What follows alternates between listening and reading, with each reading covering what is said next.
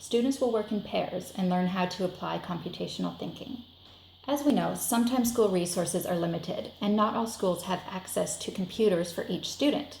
But this is a very important key idea that needs to be taught. So this is an example of how to teach it without using computers. The important thing for students to take away from this lesson is that much like a computer or a robot can follow a set of steps or an algorithm that has been programmed, students can break something down into a series of steps to assist them in achieving a goal or solving a problem.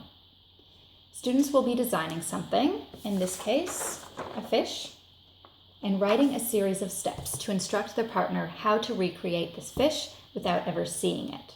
So one student is acting as the programmer, and the other is acting as the machine following the instructions.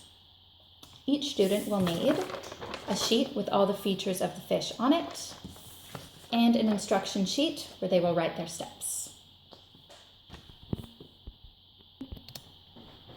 Students begin by selecting the features they want for their fish. So they choose body shape A or B, fin A or B, and so on. Then they cut out all of these parts and glue them onto their piece of paper. It's a good idea to have an example made up so students know where each part goes and know how they should assemble the fish. The end result is a unique fish that their partner needs to be able to recreate. But they aren't just going to hand their fish to their partner and say, make one of these. They're going to write out sequence steps to help their partner in this task. Here's the instruction sheet where I've filled in the blanks with A or B and circled the appropriate choice for each step. By giving them these instructions, they make it easy for their partner to make the fish and reduce the chances that they will make any errors.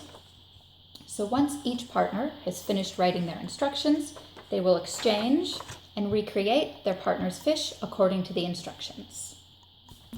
This is just one example, but it doesn't have to be a fish. You could do any animal or object that provides a few opportunities for different features. You can do fewer or more features depending on how complicated you want to make it.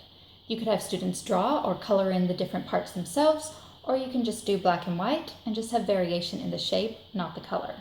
And for the instructions, I've provided steps and just left blanks, so you can have them write out the whole sentences themselves.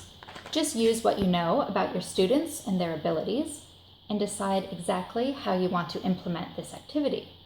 The important part to emphasize is the thought process and how breaking down this into smaller steps can help lead you to the end result.